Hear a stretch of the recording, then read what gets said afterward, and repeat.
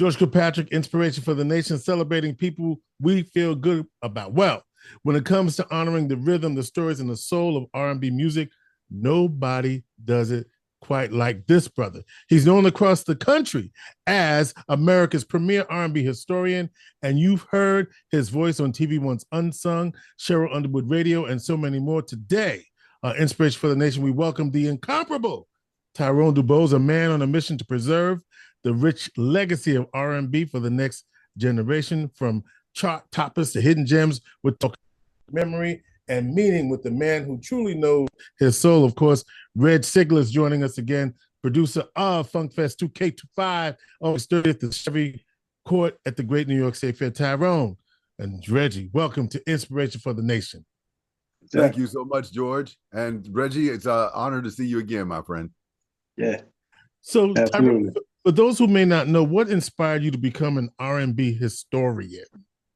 Well, I began actually by listening to Casey Kasem's American Top 40 in Cincinnati when I was a kid. And then I moved out here to Los Angeles, and I wanted to work in radio. And then I got a chance to meet Mr. Kasem. And as time went on, I knew the pop charts very well. The problem, however, wasn't the pop charts. It was the fact that he said, Tyrone, I think you need to learn the R&B charts. He thought that R&B was somewhat fading to some degree, and he didn't think that anybody would be able to know the history of R&B. And so it was just like that. And so what does it actually involve to be an R&B historian? Well, it says exactly the way in which you introduced me. It means that you understand the legacy, the beginning, the history, and more important, the honor of recognizing the importance of R&B music, not just in Black history, but in American history. You're a member of the California Music Hall of Fame because you were able to preserve this legacy. What does that mean to you? And what does that mean to Black culture, particularly R&B music? Well, George, as far as being inducted into the Hall of Fame, it meant everything to me, so much so that that Casey Kasem's daughter, Carrie Kasem, inducted me into the Hall of Fame the same year as her dad. So I inducted her dad into the Hall of Fame, and she inducted me. And it meant everything, because that meant that the person that was my idol as a teenager, and of course, who I eventually met here in Los Angeles, now we go into the Hall of Fame together here in California. And that meant more to me than you can ever imagine. But what's most important is that there is a go-to person and somebody in this world that knows our rich R&B history and how it began. And that helps a great deal in us being able to keep our legacy and R&B music alive. Yeah, and you talk about keeping that legacy alive. There's always great debates about the greatest eras of R&B. Let's start with, what era do you think we're in now? Is R&B still what it is, what it should be? Has R&B taken a backseat to hip hop, the most popular genre right now around the world? I think it's twofold. R&B hasn't necessarily taken a backseat per se. R&B eventually, though, evolved into hip hop to some degree. The other problem, however, is that in order to get an R&B group together, it requires almost 3 or 4 people to think the same for many years. And back in the days in the 50s, 60s, and 70s, and 80s, even the 90s, up until that point where I believe that it was practically the end of R&B as we knew it. Part of the problem is that you can't get 4 or 5 people to think the same. You don't need A&R anymore. The internet and YouTube and so many other different variables have changed the way in which we look at music, where at one time you needed all of these different facets in order to be able to make something of your journey or dream. They're no longer needed. So when you think about the importance of R&B to the identity of the Black community, and beyond, because I was talking with Reg earlier, and Reg talked about some of the groups in R&B that helped to take it out of the Black community, but at the same time, it's an important identifier for the Black community. So talk to me about both those things. Part of that, when you mention, it's a good question as well. Part of the issue is that a lot of times for R&B music, and I'm just going to go back to the 50s for a moment, the number one R&B singer in R&B was none other than Fats Domino. But the second biggest R&B act in R&B in the 50s was none other than Elvis Presley, which showed you the dominance of the way in which the cultures mixed together. However, it was only until the 60s when R&B music crossed over to the pop charts. If you remember, they used to call it race music at some point, and it wasn't until it crossed over to the pop charts where it made its mark. For example, you know, the Supremes had 5 consecutive number one singles, and the number one artist in R&B in both the 70s, 60s, and 70s was none other than James Brown. So part of that was because that both white and black people were buying the music, and therein lies the difference. Yeah, and some Reg, did you want to say something? No, I was just Okay. agreeing with what he's saying. Yeah. Yeah. So I heard something today, and I want to get your take on it. That even though some might argue that Elvis appropriated R&B and black music and black culture in his songs, at the same time, someone said that Elvis was also instrumental in making sure that the places that he performed were integrated. Is that something that you heard as well? I've heard that many times, and not only have I heard that many times, there were many people. The Sweet Inspirations, for example, there was an opportunity for Elvis to play at a particular stadium years ago, and his group, the Sweet Inspirations, which included Whitney Houston's mother, was told that they weren't exactly able to be invited or not able to ride in a car. And Elvis insisted not only that they did, he made sure that they paraded around the entire time. Elvis, to be perfectly honest, knew that his life was owed to R&B and Black history. So he knew that. So it wasn't something, while we might think of it differently today, it's something that he knew. He totally knew that. And the fact of the matter is that while many people want to, there used to be this fallacy about that Elvis Presley didn't like black people. But how could you have a group, you know, the Sweet Inspirations, with 3 African-American women in there who basically practically was his major backup throughout most of his career, and then say that he didn't like black people? It just made no sense. Talk to me. So we've been talking today on the show with Rose Royce and Enchantment. What role did they play in shaping R&B's golden era? Particularly with both groups have one thing in common.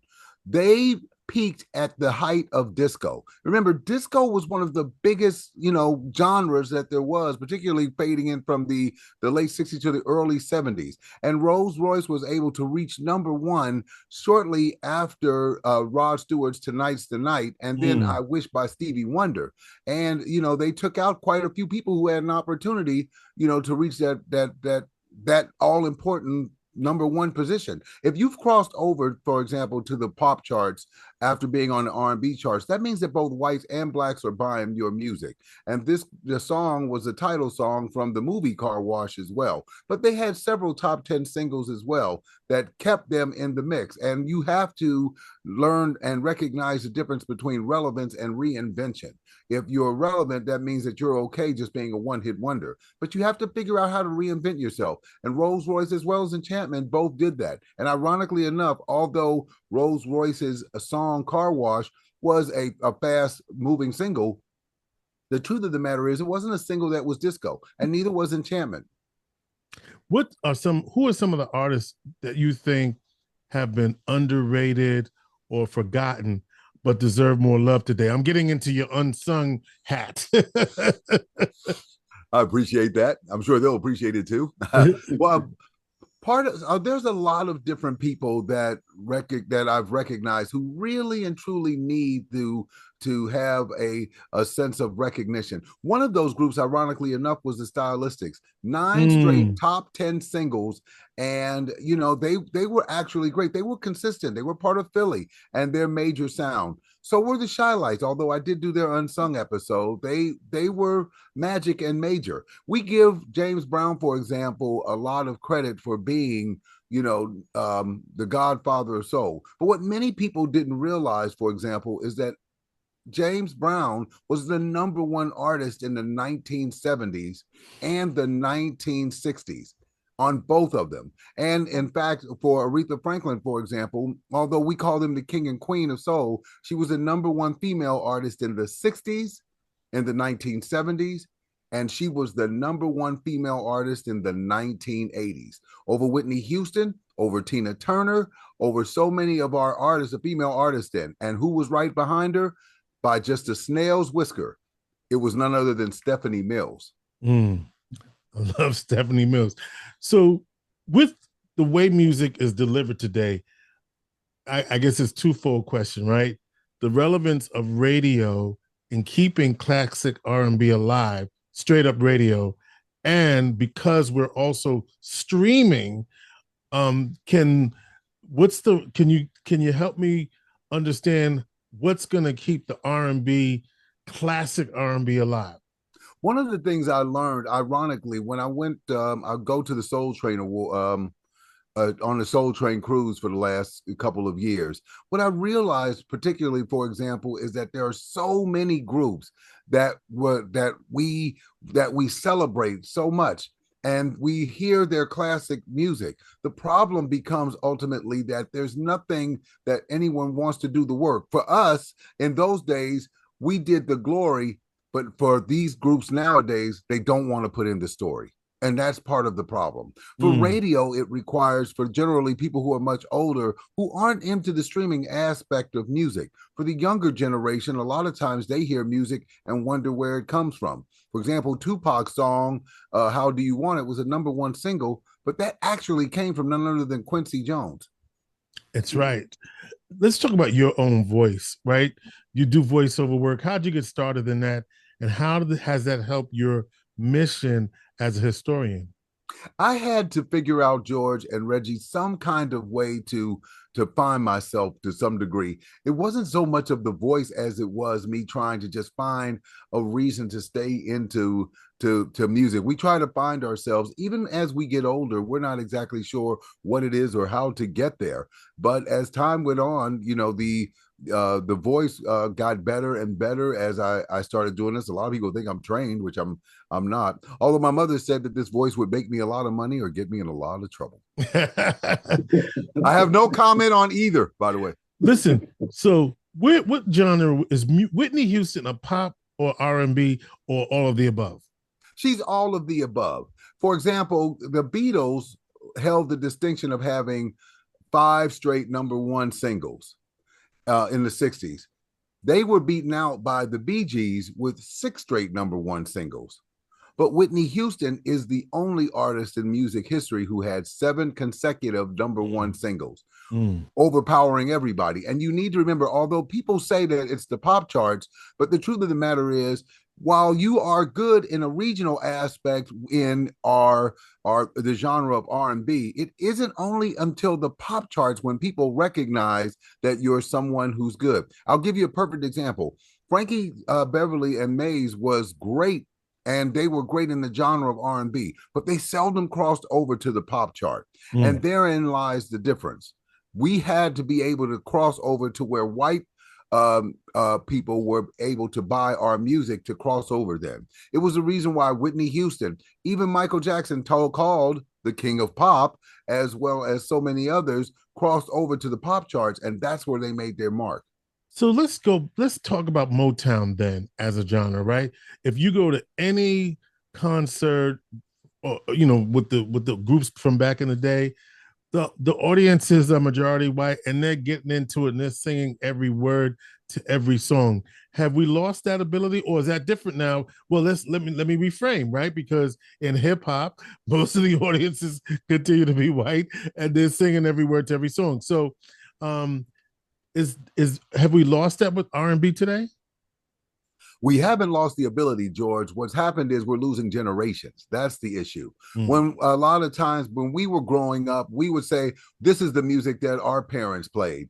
They said they played the music that their grandparents played. And then as the generations move on into different genres and different types of music, we lose a little bit of that identity. And then the only way that they're able to hear that music is either when it's streaming somewhere or they see a special of some sort. So with that being said, I'm gonna ask this again because I asked it earlier about keeping. Well, you mentioned that part of it, and this is, I think it was David Banks and formerly of Enchantment in that conversation where he said we lost the art of story within the music of R&B today, or at least that's what made it very strong and classic back in the day. And you said something similar. What is gonna help move it forward? What would move it forward are new R&B groups. The truth is there hasn't really been an R&B group, a new R&B group in over 20 years. Wow. There hasn't been a new R&B group at all. We've put in pieces and places of R&B groups, and we've done that to some degree, but a legitimate R&B group hasn't been done in over 20 years. So what we're doing is we're seeing pieces of these groups with someone who used to formerly be in the group from the past. And therein lies part of the problem. You're asking for 4 or 5 people to try to come together to be a group. Well, with the way in which we're able to get music now, we don't need A&R anymore. We don't need publicity. We don't need publicity to that degree. All we need to do is just to go viral, and then we're moving. And there's a sense of individuality where at one time there was all about teamwork, and somehow or another we'd make things work, which is the reason why so many groups come back together. And, after separating themselves for a certain amount of years, at some point, in order to be able to get R&B music in a group aspect together, it requires for 4 or 5 people to think the same. And that's seldom going to happen anymore. That's seldom going to happen. One thing that just occurred to me was the role of the church. And a lot of singers came out of the church back in the day. And this might be a silly question in some ways, but is it because young people ain't really going to church like that we're not seeing that anymore? Or are we still seeing that? I've always said either we change the times or the times change us. Mm-hmm. And the times have changed to some degree, George. A few weeks ago, I had to go on a national show and remind people. They were asked, where did the history of R&B come from? Well, Black music actually came from slaves who were in the fields, and the masters told them that they weren't allowed to sing because they thought that they were planning a way to escape. And the way into the churches was when the slave owners took the slaves to church with them, and therein lied where gospel began. So before we're able to do any of the things that were required in church, like Kirk Franklin was able to revolutionize it to some degree of making, that kind of music of gospel music and bringing it into the mainstream, just like BB and CC Winans and Ricky Grundy and some of the other ones as well. So the issue isn't so much about whether they go to church. The church is where you see a sense of belonging, a sense of structure, a sense of standing, and a sense of a pride and dignity and respect. It's not that those things aren't important. It's just simply faster ways to do it other than to take your time. Take your time. What about you personally? What are you working on? Any books, podcasts, documentaries?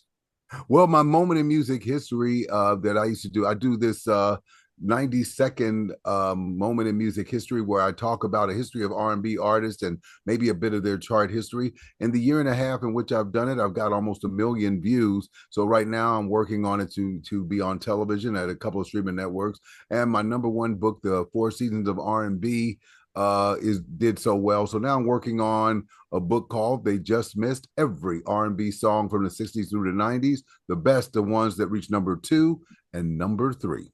There you go. And where can we hear your 90-second music history? You can go to my social media platforms, including Tyrone DuBose on Instagram, as well as on social media platforms, as well as and YouTube. Or you can go to my website, and that's at rnbhistorian.com. Oh, so did I say, so it's Tyrone DuBose? Yeah, that's okay. That's Okay, okay. I got You you. call me whatever you want. Just don't call me late for dinner. I got you, my brother. Listen, Reg, thank you for introducing me to Tyrone. And Reg, tell us about what's happening at FunkFest 2k25 presented Well, by again, JAMS. we started this back in 2014, and we brought in a lot of the Funk Fest, a lot of the funk artists that you just got mentioned. This year we have as headliners Rose Royce and David Banks, formerly of Enchantment. But the whole lineup is C. Jack Run with his youth groups. Then we have blues this year with Stevie Wolf and the Blues Express. UAD, who two of those members are members of this organization, JAMS, both Hollis Mathis and Isaac Wynn. And then we have David Banks, as we just mentioned, and then the Black Lights. The Black Lights are going to be opening up for Rolls Royce. I pushed them up a little bit later in the schedule than we have in the past, just to kind of make the music flow. So we're looking forward to it. It's August 30th. It's at Chevy Court. It is a free concert once you have entered the fair. I think fair tickets this year are about $8. We got a great lineup for the whole fair. So we're looking forward to seeing everyone there. I'm happy to say that I've reached the age where it don't matter because I'm going to get in free anyway. I'm going to get in free too. All right. I'm getting in free. Hey, Tyrone, listen. I might be able to mention, George, I'm not sure.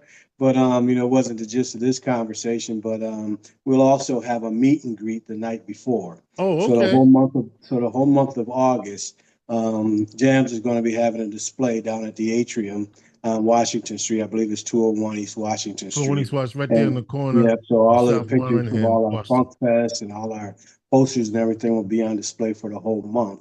And then August 29th, we will have both groups, both Rolls Royce and Enchantment down at the Atrium. There'll be food. We have small jazz bands going to play, and they'll be there for a meet and greet. Come in, take pictures, meet the players, and just enjoy and have a good time. And the next day, of course, the JAMS Funk Fest starts. All right, this is outstanding. And finally, back to you, Tyrone. Finally, what's one song that speaks to your soul every time you hear it? Wow, George, here's the problem. If I tell you, then someone's going to see this, and then one of these acts are going to say something. I'm on tour with these people. Well, what about us? But I can say, too, one of them is always been the Stylistics. And the reason why is because my mother would play them every morning before she went to work. And they were an absolute great group. So any Stylistic song always speaks to my heart.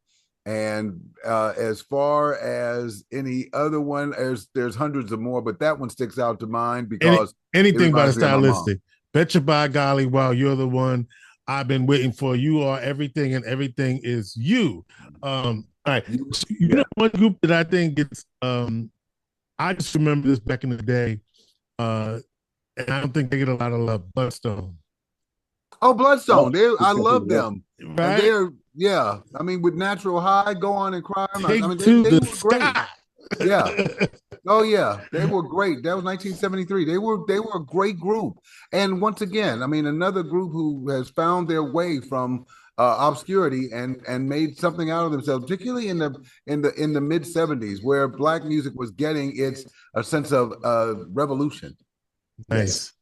All right, that's Tyrone DuBose, of course. Check him out on all the social media platforms. Reggie Seigler, FunkFest 2k25, August 30th at the Great New York Tech Fair at the Chevy Court. It's a great lineup. Begins at 12, so you got all day to hang out, get your food, and chill, capping off the night with Rose Royce. All right, Tyrone, great to connect with you, and great to see you too.